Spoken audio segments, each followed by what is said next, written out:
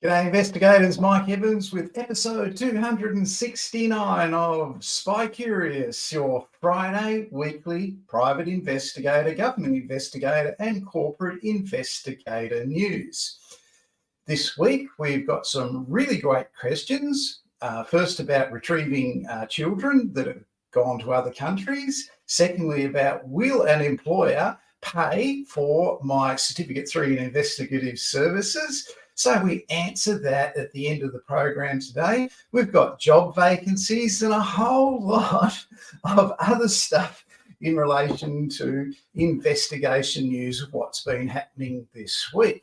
Now, the big news this week has been continuing on from last time when we told you that WorkSafe in Victoria were seeking an investigations manager and they had to have a Certificate 4 in government or a diploma and a Certificate 3 in investigative services and be a licensed investigator, and all that was fine. That was okay. No problem with any of that. That's what they have to have that kind of experience. G'day, Jamie. Good to see you, mate. Great to see you. Thanks for checking in. But the issue came when they said that they have to have a membership of a professional development and governance body, including either the Association of Certified Fraud Examiners, which is absolutely fine, nothing wrong with that at all, and or the Australian Institute of Professional Investigators. So what that means is someone at WorkSafe, a public servant who's paid by you and I, the taxpayer, and our tax pays for that person's job and their income and their living, right?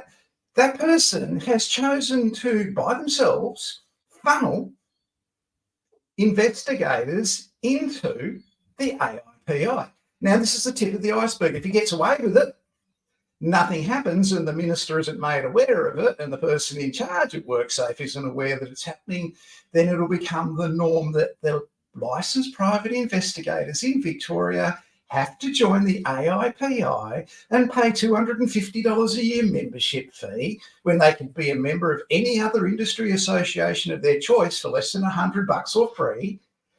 But the VWA has chosen to funnel the first lot through into the AIPI. They can't do it. They're public servants. They don't have the right to do that. They don't tell you what food to eat, what colour tie to wear, or what kind of model of vehicle to buy. That's not their job. The VWA's job in Victoria is to look after the interests of injured workers.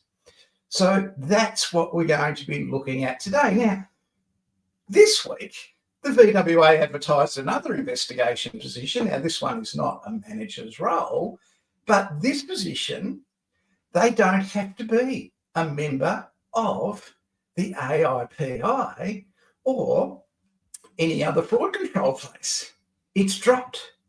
It was their last job, but it's gone now. We've got the attention of people in VWA in Victoria. G'day, Amber, how you going? Great to see you. Hope it's nice and warm in beautiful Canberra. Okay, so we're going to focus on that. So this week, there's no requirement to be a member of an industry association, in particular the AIPI only, and no other investigation agency at all like there was last week. That's gone. Makes you wonder why, doesn't it?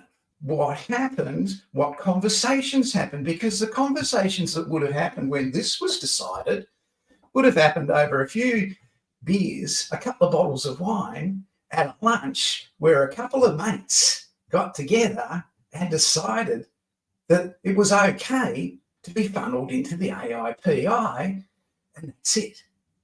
So this is really interesting corruption and fraud control stuff in government, and we're going to explore, okay, what the confidence barriers are at the VWA into stopping this and making sure it doesn't happen again. So a lot of fun today. It's Arctic in Canberra. G'day, Darren. Great to see you, mate. Thanks for checking in. But before we get into that, I just want to have a look at some of the job vacancies. I've got a little video of some of the job vacancies that are available today. So let's see what's happening. Might have to switch over to my other news stream. and find some job vacancies on the video there. I hope I put them there.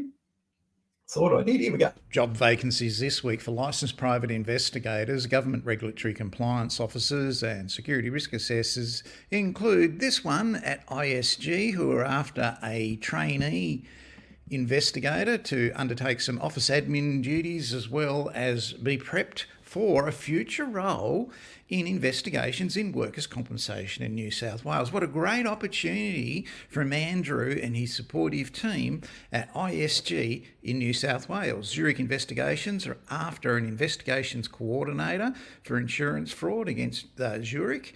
So this is a great opportunity in New South Wales if you have investigations in negligence and liability fraud investigation experience. So Zurich want to hear from you in relation to being their investigations coordinator. You'll be issuing investigations, you'll be receiving them back, and you'll be coordinating that with the whole team there. The insurance claims investigator roles are available in Brisbane, Queensland through Quantum Corp. All the job vacancies you are seeing here today are on the Australian Private Investigator, Corporate and Government Investigators jobs page.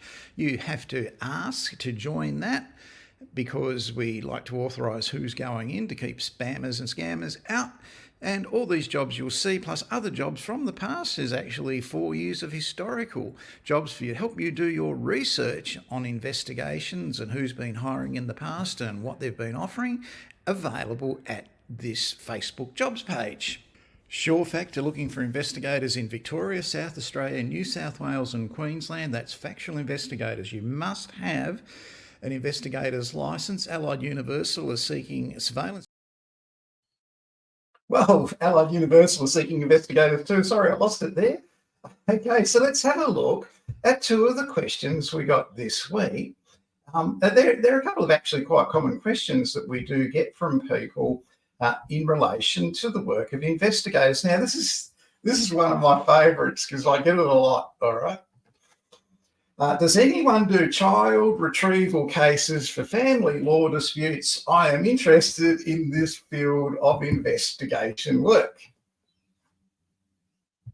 So it's called Kidnapping the Kidnapped. So what this person's asked about in one of our Facebook groups is, does anybody do it? I'm interested in doing it myself. Him, not me.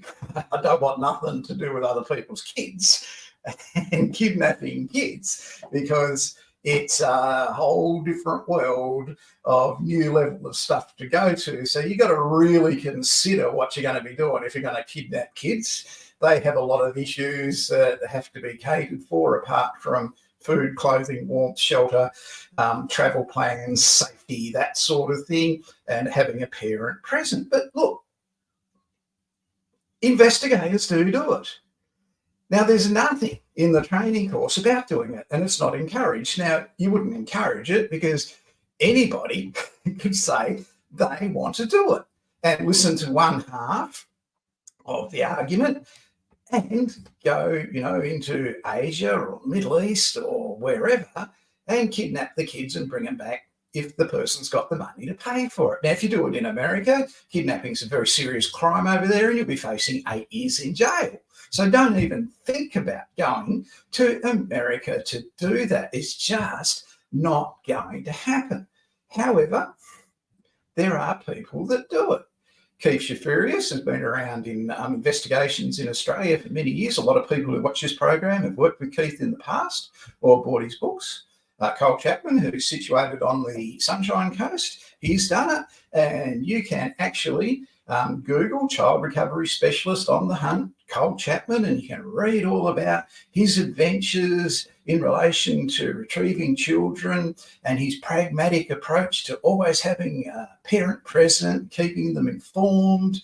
And he talks about, things that haven't gone well in the past in relation to, publicity and stuff. And the one in particular is the infamous 60 Minutes case with Sally Faulkner and her children. You can Google that and see all about it. And I recommend you do before you even consider, before you even have that thought in your head that you're going to go and do that sort of thing, because it is very, very dangerous work, okay?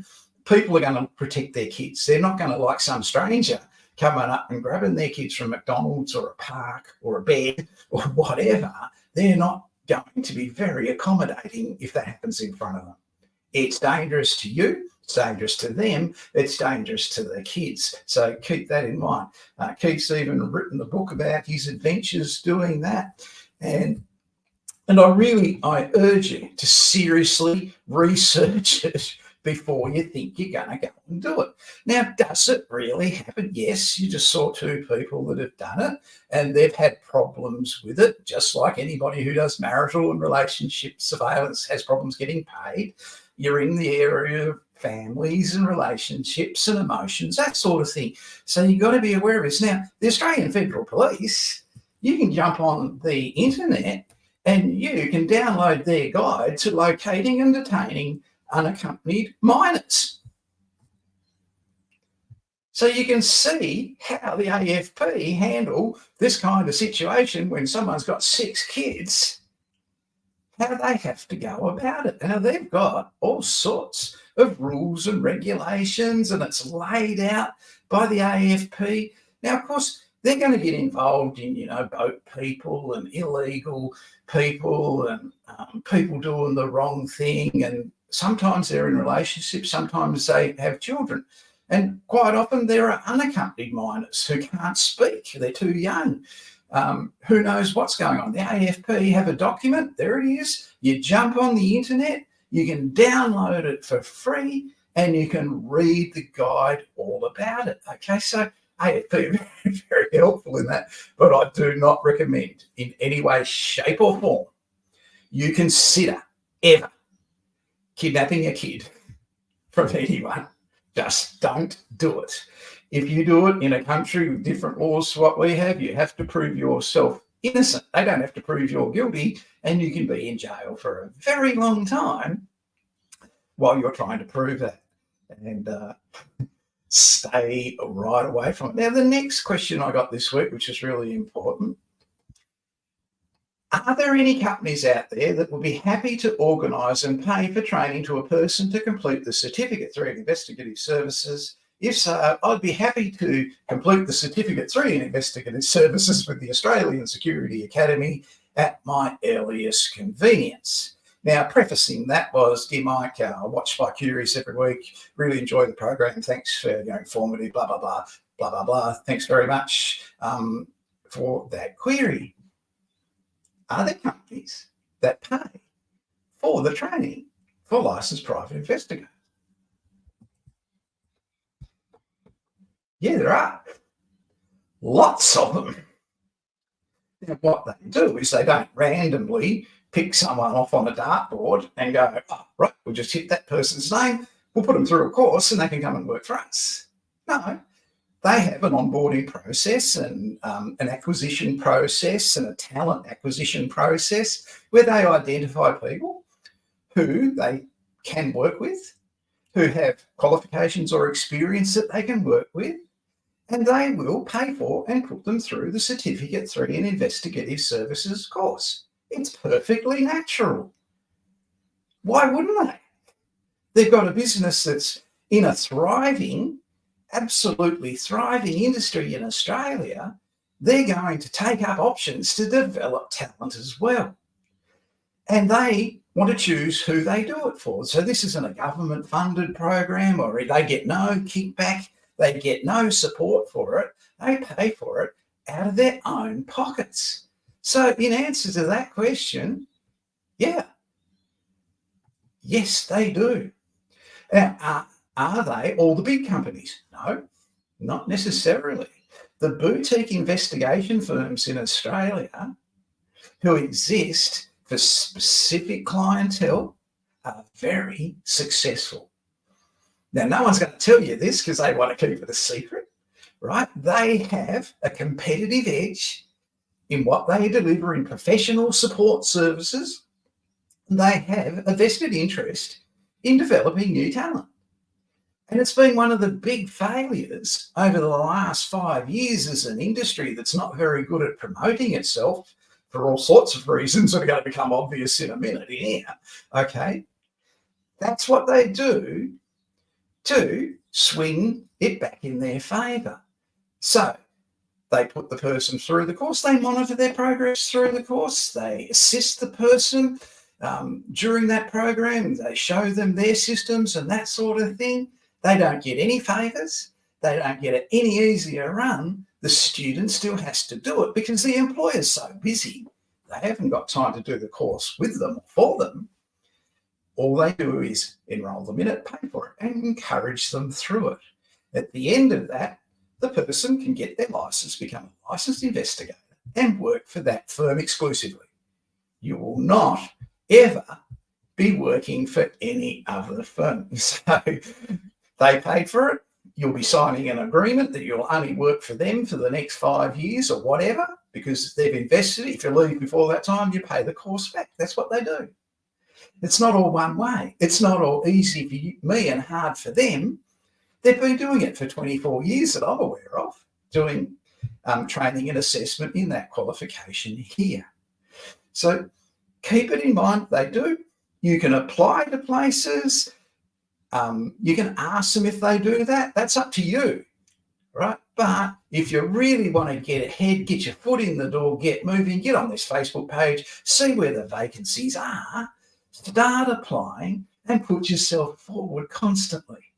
It's Friday afternoon, people.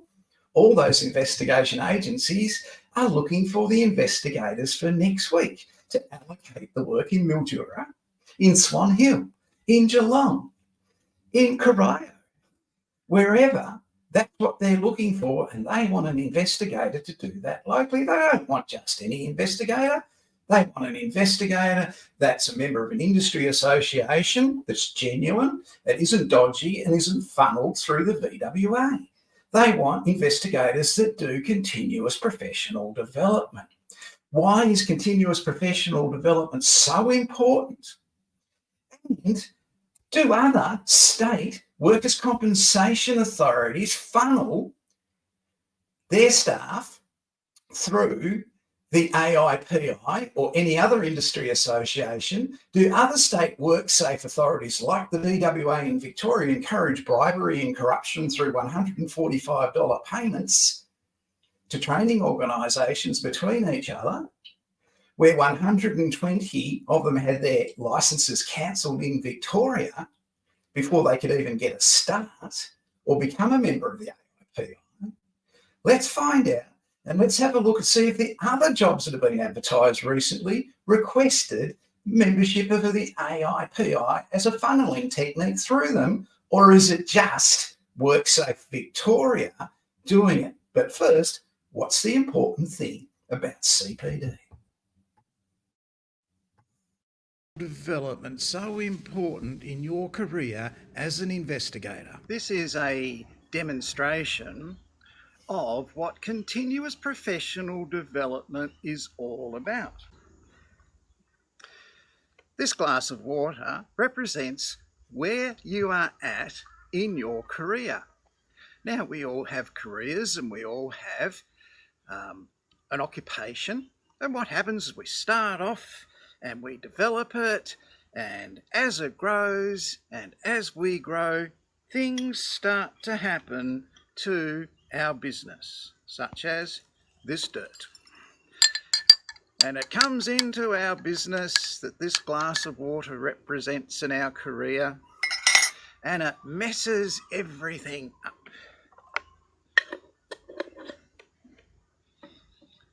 And what we try and do is we then spend our careers getting rid of all that crap. It's tax. It's staff that don't turn up. It's clients that don't pay. It's marketing that we never get finished. And we're constantly looking at our glass and taking out the bad reviews from clients, the disastrous being late for appointment because of the traffic, the kids' dental bills. The marketing people just don't get what I sent them in the brief, and we're taking that crap out of our beautiful career all the time, aren't we? But here's how professional development and continuous professional development work. Our glass of water with all that crap in it, when we top it up with continuous professional development, such as like this, suddenly we get clarity and we start to see our career. We have options and solutions because of that continuous professional development that we keep topping our glass up with to maintain competitive, to build our future, to stay in business, to handle those issues, and it works. Through AIRLAP, Investigations Uni and the Australian Security Academy, you are constantly fixing your career with continuous professional development, learning from the people who you would like to emulate in your career because they've been successful at it. Cheers.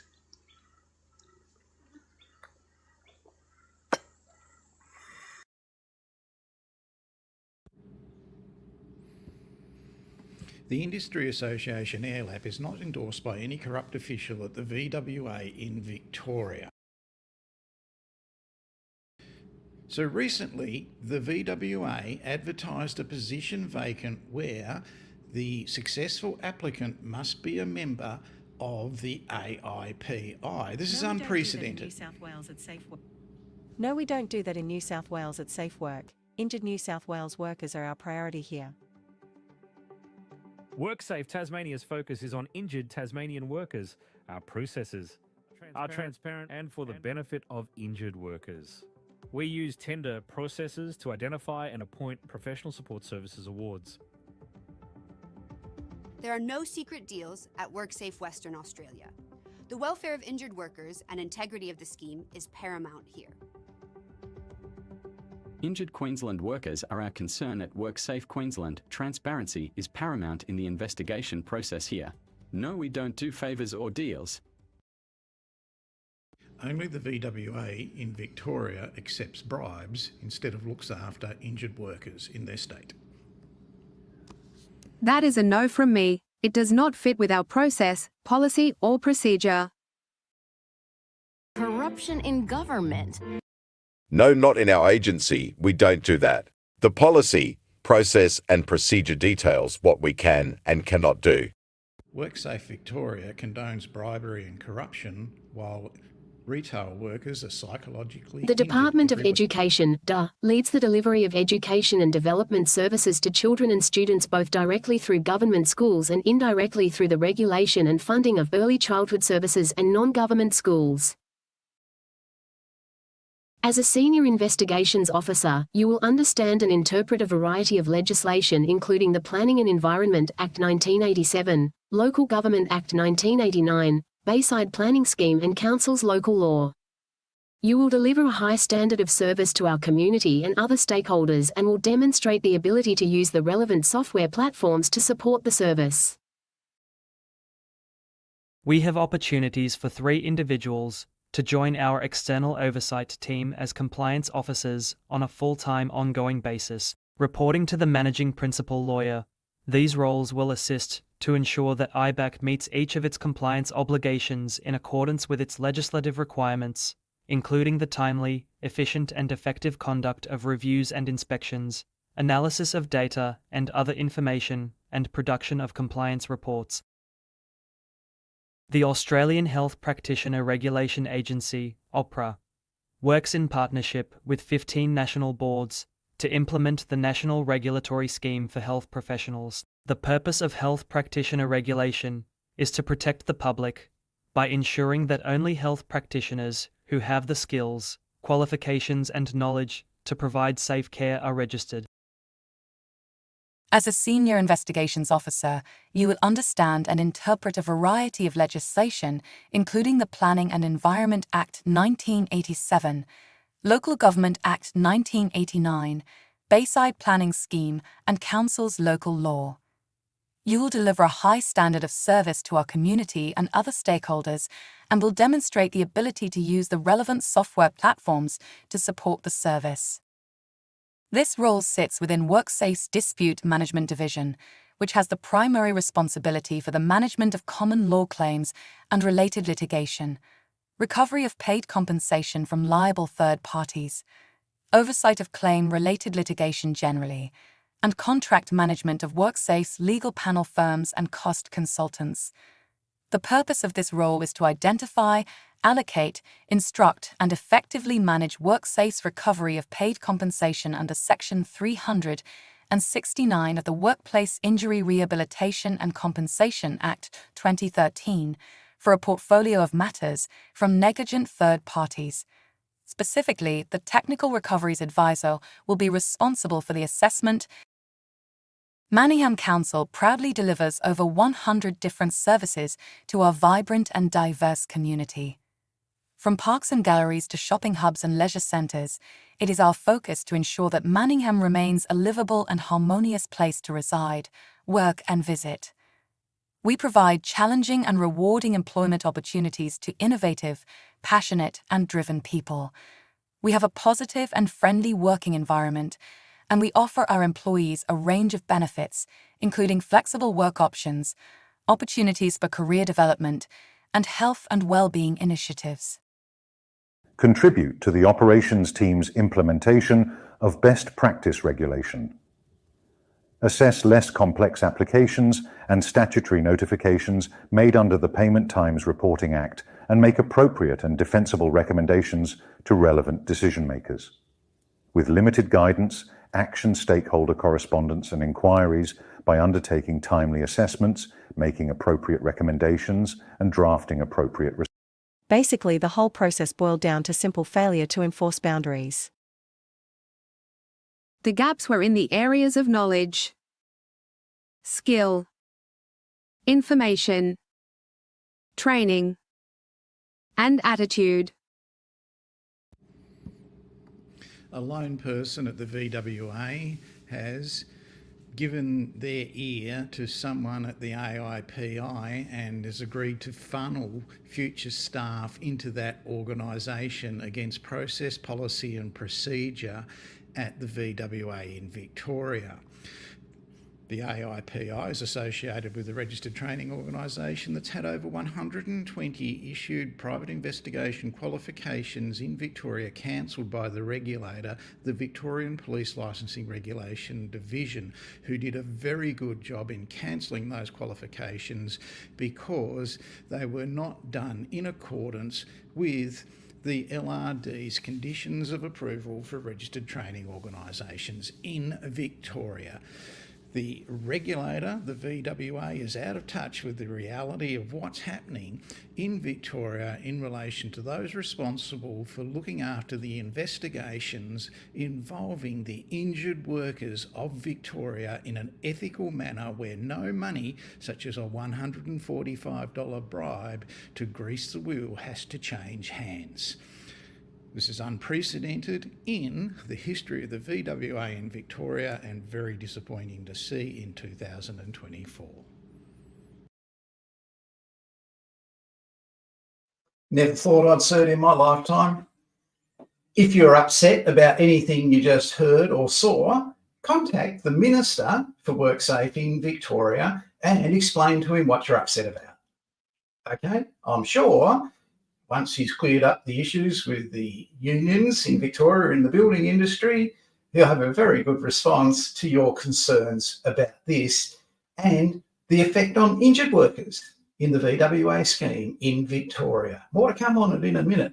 Regardless of what happens, if you're a Victorian licensed private investigator and you feel that you have to join an industry association to remain in business as funneled by the VWA in that ad 2 weeks ago, wrong is wrong, even if everyone is doing it, people. Right is right, even if no one is doing it.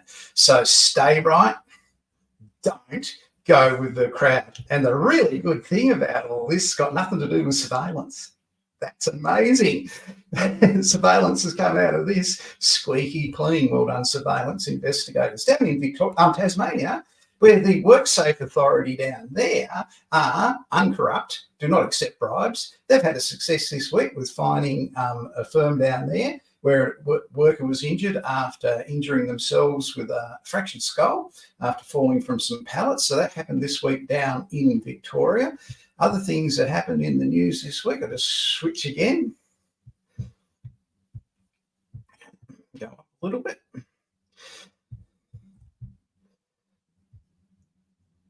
Looks like I didn't put it in. But look, the issue with the RTOs and the bribery between International Security Training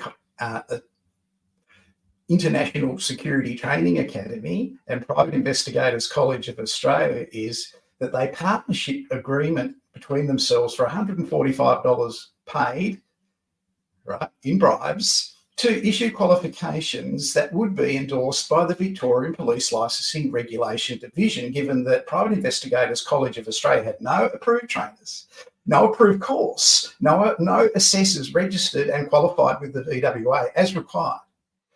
And through that partnership, they said they were. Now, to get rid of any question in relation to this, absolutely any question, and to have the VWA coming out smelling like roses because of the AIPI's poor decision, all we have to do is find the agreement between Private Investigators College of Australia and International Security Training Academy. It's a partnership agreement registered within 30 days with the Regulator of Training Organisations, ASQA. So if you can find that, everything's going to be fine. Give a copy to the Minister as well.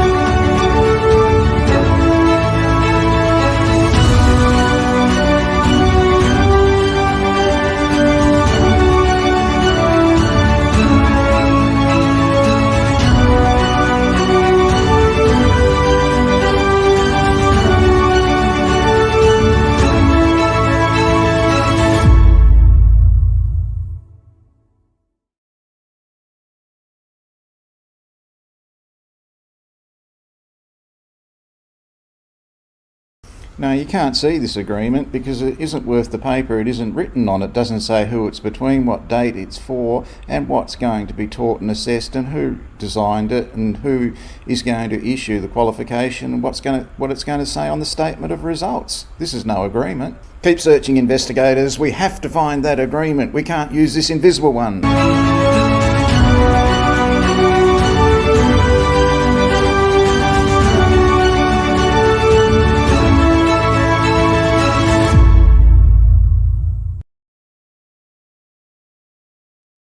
Let me be very clear.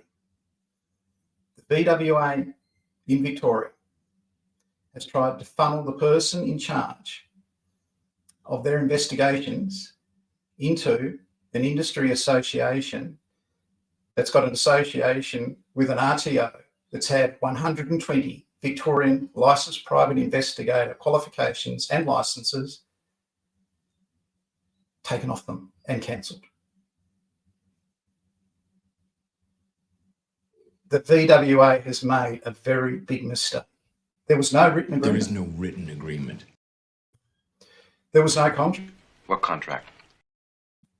They should have had a written agreement. We'll call it a written agreement. And that should have been registered with ASQA.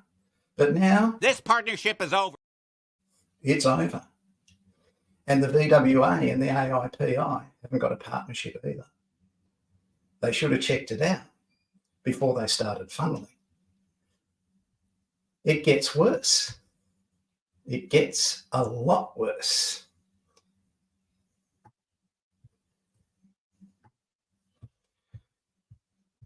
One of the teachers involved in one of those organisations was teaching in Queensland in a Certificate 4 in Government Investigation course. That teacher, for 3 separate councils when he was teaching that course in, the Certificate 4 in Government Investigation for council inspectors, he gave the people in the class an exercise to do on the floor.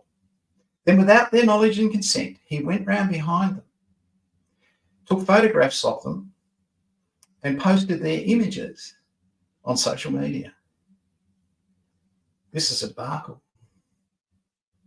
Wrong is wrong, even if everyone is doing it. Right is right, even if no one is doing it. At WorkSafe in Victoria, someone took it upon themselves to authorise the funnelled membership of WorkSafe public servant staff into an industry association charging $280 a year, and with dubious association with an RTO that had 120 of its graduate students' private investigator licence qualifications cancelled in Victoria. This level of corruption is unprecedented in Victorian state government in the workers' compensation scheme, where all of a sudden injured workers have become secondary to the acceptance of bribery and corruption in that state. You cannot, as a public servant, funnel anyone into a corporation or industry association. This was done over a few beers at the pub. Adding to the mix was the problem they've got at Victorian WorkSafe now with the councils in Queensland and the teacher involved and his posting of images on the internet.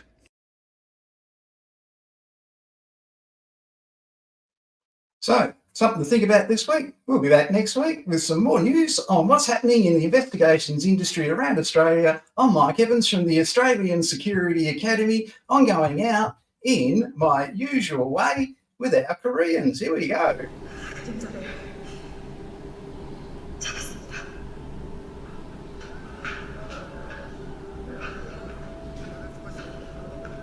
작전 종료. 전원 복귀할 것.